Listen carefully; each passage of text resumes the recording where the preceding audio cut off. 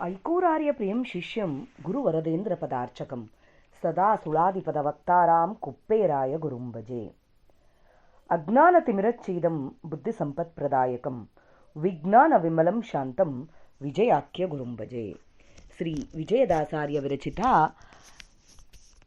ಶ್ರೀ ವೆಂಕಟೇಶ್ವರ ಅಪರೋಕ್ಷ ಸುಳಾದಿ.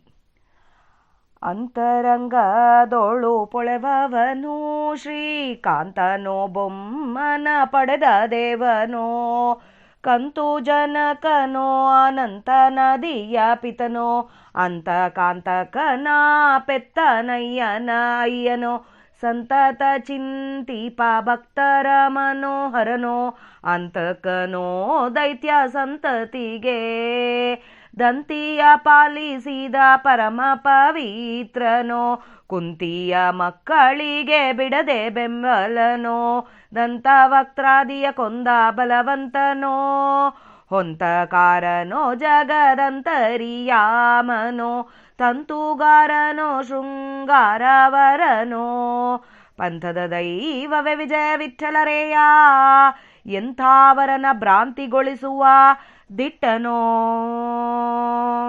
ಶ್ರೀಶ ಈಶ ಶೇಷ ಭೂಷ ದೀಶ ದಾಸ ರಾಶ ಪಾಶ ಕ್ಲೇಶ ನಾಶ ದಾಸ ವೇಷ ದಾಶ ದೀಶ ಕಾಶ ವಾಸ ಋಷಿಕೇಶ, ವಿಜಯ ವಿಠಲ ಶೇಷ ಪೋಷ ಲೇಷ ವೆನಿಸ,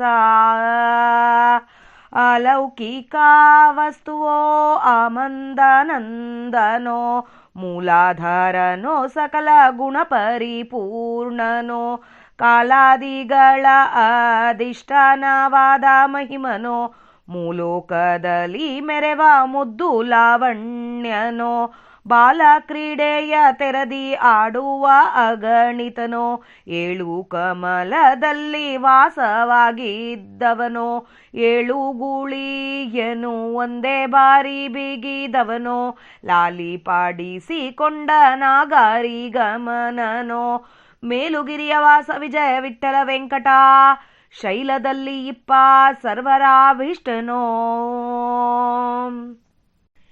ವೀರಮುದ್ರಿಕೆ ಬೆರಳರವಿಂದ ಪಾದನೋ, ಬೋರ ಗರೆವ ಗೆಜ್ಜೆ ಚಾರು ಹೇಮ ಪೆಂಡೆ, ವಾರಣ ಜಾನು ಜಂಗೆ ಉಳ್ಳ ಚೆಲುವನೋ, ಊರು ರಂಭ ಉಡುದಾರ ಪೀತಾಂಬರ ಧಾರನೋ, ನಾಭಿ ಕಮಲ ವಯ್ಯಾರನೋ, ಹಾರ ಕೌಸ್ತುಭ ಹೀರ ತಾರಾದೀಸರನೋ, ಶ್ರೀರಮಣಿ ವಕ್ಷ ಸಿರಿಗಂಧ ಲೇಪ ಶೃಂಗಾರದ ದರಹಸ್ತ ಹರಿಕಂಬುದರನೋ, ಚಾರು ಮೊಗದಂತೆ ನಾಸ ನಯನ ಕರ್ಣ ಪಾರಾಭೂಷಣವಾದ ಕಿರೀಟಾಂಗದನೋ, ಪೂರ ತಿರುಗಿ ತಿರುಗಿ ತೋರುವ ಜಾಣನೋ, ಪೂರ ತಿರುಗಿ ತಿರುಗಿ ತೋರುವ ಜಾಣನೋ, ಸಾರ ಹೃದಯವಾಸ ವಿಜಯ ವಿಠಲ, ಕಂಸಾರಿ ಸಾರಿ ಸಾರಿಗೆ ಪೊರೆವವನೋ, ಮಸ್ತಕದಲ್ಲಿ ಅಭಯ ಹಸ್ತವನ್ನು ಇಟ್ಟು ಬಲು ಅಸ್ತಮಾನ ಉದಯಾವಸ್ತಿಯನ್ನು ಹರಿಸುತ್ತ, ಸ್ವಸ್ಥಾನದಲ್ಲಿ ಎನ್ನ ಪ್ರಸ್ತುತವನ್ನು ನಡೆಸಿ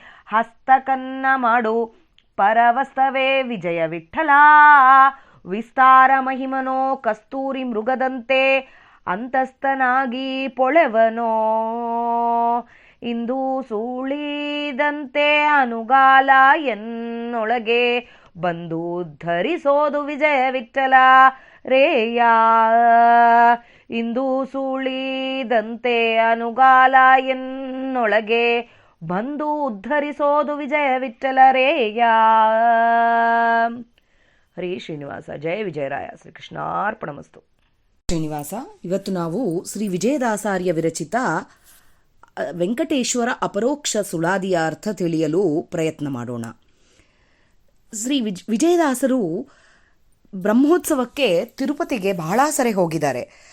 ಒಂದ್ಸರಿ ಹೋದಾಗೆ ಇದೇ ಥರ ಕಪಿಲ ತೀರ್ಥದಲ್ಲಿ ಸ್ನಾನಾದಿಗಳನ್ನು ಮುಗಿಸಿ ತಿರುಪತಿ ಬೆಟ್ಟ ಹತ್ತಿ ತಿಮ್ಮಪ್ಪನ ದರ್ಶನ, ಇದು ಮೊದಲು ವರಹಸ್ವಾಮಿ ದರ್ಶನ, ತಿಮ್ಮಪ್ಪನ ದರ್ಶನ ಮಾಡಿಕೊಂಡು ಸಾಯಂಕಾಲ ಸಂಧ್ಯಾವಂದನ ಮುಗಿಸ್ಕೊಂಡು ಆನಂದವಾಗಿ ಬಂದು ತಮ್ಮ ಪುರಂದರದಾಸರ ಮಂಟಪ ಅಂತಲೇ ಅಲ್ಲಿ ಕೂತ್ಕೊಂಡು ಧ್ಯಾನ ಮಾಡಬೇಕು ಅಂತ ಕೂತ್ಕೊಂಡಾಗೆ ಅವಾಗೇ ರಚಿಸಿದ ಸುಳಾದಿ ಇದು. ಅವಾಗೆ ಅವರಿಗೆ ಕಣ್ಣು ಮುಚ್ಕೊಂಡು ಧ್ಯಾನ ಮಾಡ್ತಾ ಇರೋ ಕಾಲಕ್ಕೆ ತಲೆ ಮೇಲೆ ಯಾರೋ ಕೈ ಇಟ್ಟಂಗೆ ಆಯ್ತಂತೆ.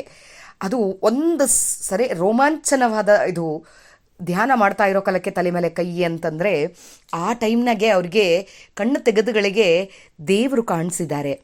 ಶ್ರೀನಿವಾಸ ದೇವರು ಎದುರಿಗೆ ಬಂದು ನಿಂತರೆ ಆ ದಾಸಾರಿಯರ ತಲೆ ಮೇಲೆ ಅಭಯ ಹಸ್ತ ಇಟ್ಟು ನಿಂತಿದ್ದಾರಂತೆ. ಅದು ನೋಡಿದ ತಕ್ಷಣವೇ ವಿಜಯದಾಸರು ದೇವರನ್ನ ಒಂದು ಸರಿ ಆ ಪಾದಮೌಳಿ ಪರ್ಯಂತರ ನೋಡಿ ಅವಾಗೆ ಆ ಕಣ್ಣಲ್ಲಿ ಅದು ದೇವರನ್ನ ಇಟ್ಕೊಂಡು ಅವರು ಕಣ್ಮರೆ ಆದರೆ ಕೂಡ ಆ ಕಣ್ಮರೆಯಾದ ದೇವರನ್ನ ಅವರು ಈ ಸುಳಾದಿಯಲ್ಲಿ ನಮಗೆಲ್ಲರಿಗೆ ತೋರಿಸಿದ್ದಾರೆ. ಈ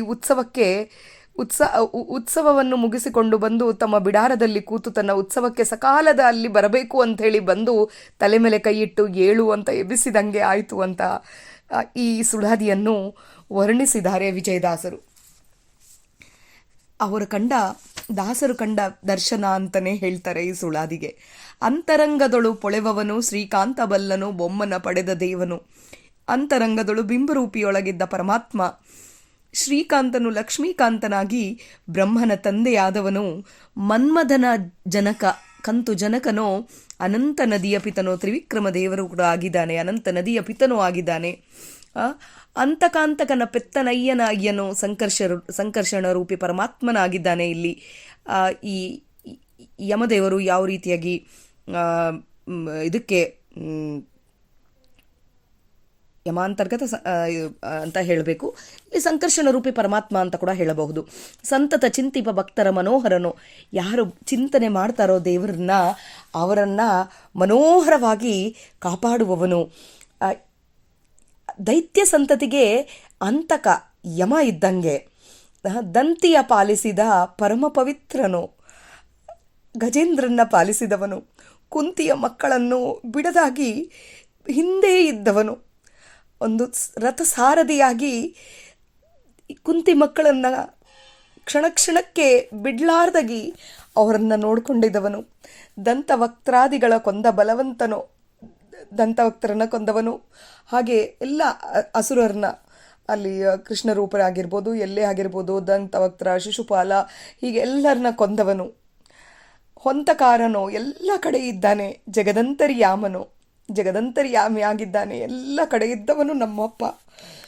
ತಂತುಗಾರನು, ಶೃಂಗಾರವರನು. ನಮ್ಮೊಳಗೆ ನರದರೊಳಗೆ ಭಗವಂತ ಇದ್ದಾನೆ, ಒಂದೊಂದು ಅವಯವದರೊಳಗೆ ಇದ್ದವನು. ಶೃಂಗಾರವರನು, ಪಂಥದ ದೈವ ಇವತ ವಿಜಯ ವಿಠ್ಠಲರೇಯ. ಎಂಥವರ ಭ್ರಾಂತಿಗೊಳಿಸುವ, ಎಂಥವರಿಗಾದ್ರೆ ಕೂಡ ಒಂದು ಸೆಕೆಂಡ್ ನಮ್ಮಪ್ಪನ ಧ್ಯಾನ ಬಂದರೆ ಸಾಕು, ಭ್ರಾಂತಿಗೆ ಹೋಗ್ಬಿಡ್ತೀವಿ, ಮೈ ಮರೆತು ಹೋಗ್ಬಿಡತ್ತೆ. ಅಂಥದ್ದು ವಿಜಯದಾಸರ ಕಣ್ಣು ಮುಂದೆ ಬಂದು ದೇವರು ನಿಂತ್ಕೊಂಡಾಗೆ ಅವರಿಗೆ ಎಷ್ಟು ಇದು ಆಗಿರಬೇಕು ಅಂತ. ಮಟ್ಟ ತಾಳದೊಳಗೆ ದೇವರ ನಾಮಗಳನ್ನೇ ಹೇಳ್ತಾ ಬರ್ತಾ ಇದ್ದಾರೆ. ಶ್ರೀಶ, ಈಶ, ಶೇಷ, ಶೇಷಭೂಷಾಧೀಶ. ದಾಸರ ಆಶಪಾಶಗಳನ್ನು, ಕ್ಲೇಶಗಳನ್ನು ನಾಶನ ಮಾಡುವಾತ ಈ ಭಗವಂತ. ಈ ಹಾವನ್ನು ಹಾಸಿಗೆ ಹಾಕಿ ಮಲ್ಕೊಂಡಿದ್ದಾತ. ದಾಸ ವೇಷ, ದೀಶ, ಕಾಶ ವಾಸ. ಋಷಿಕೇಶನಾಗಿದ್ದಾನೆ. ಶೇಷ ಪೋಷ ಲೇಷ ವೆನಿಸ ಅಂತ ಹೇಳ್ತಾ ಇದ್ದಾರೆ. ತ್ರಿವಿಡ ತಾಳದೊಳಗೆ ಅಲೌಕಿಕ ವಸ್ತುವು. ಅಮಂದನಂದಾನು. ಲೌಕಿಕವಾಗಿದ್ದು ಎಲ್ಲ ಬಿಟ್ಬಿಟ್ಟು ಅಲೌಕಿಕವಾಗಿದ್ದು ಅಂದರೆ ಆ ಪರಮಾತ್ಮನಂದೇ. ಅಂತಹ ಪರಮಾತ್ಮನ ಅಷ್ಟು ಆನಂದನೂ ಬೇರೆ ಎಲ್ಲೂ ಬರಲ್ಲ. ಆತನ ಬಗ್ಗೆ ತಿಳ್ಕೊಂಡ್ರೆ ಸಾಕು ಆನಂದ ಬರುತ್ತೆ. ಮೂಲಾಧಾರನೋ, ಸಕಲ ಗುಣ ಪರಿಪೂರ್ಣನಾಗಿ ಇದ್ದಾನೆ ನಮ್ಮಪ್ಪ.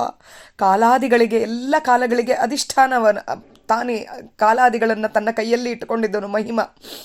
ಮೂಲೋಕದೊಳಗೆ ಮೆರೆವ ಮುದ್ದು ಲಾವಣ್ಯ ಮೂರ್ತಿಯಾದ ಆತ. ಬಾಲಕ್ರೀಡೆಯ ತೆರದಿ ಆಡುವ ಗಣಿತನು. ಸಣ್ಣ ಹುಡುಗರು ಆಟ ಆಡಿ ಕೆಡಿಸ್ತಾರೆ.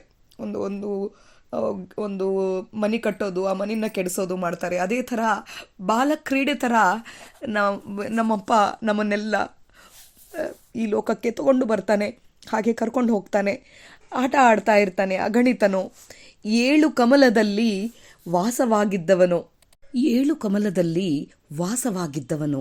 7 ಕಮಲಗಳು ನಮ್ಮ ಹೃದಯದೊಳಗೆ ಇದ್ದ ಕಮಲ, ಶಿರಸ್ಸಿನಲ್ಲಿ 1000 ದಳದ ಕಮಲ, ಹೀಗೆ ಹುಬ್ಬಿನಲ್ಲಿ 2 ದಳದ ಕಮಲ, ಕಿರುನಾಲಿಗೆಯಲ್ಲಿ 16 ದಳದ ಕಮಲ, ಈ ಥರ ನಮಗೆ ಹೃದಯದಲ್ಲಿ 8 ದಳದ ಕಮಲದೊಳಗೆ ಇದ್ದಾನೆ ಪರಮಾತ್ಮ. ಈ ಥರ ನಮಗೆ ನಮ್ಮ ಶರೀರದೊಳಗೆ 7 ಕಮಲದಲ್ಲಿ ವಾಸವಾಗಿದ್ದವನು.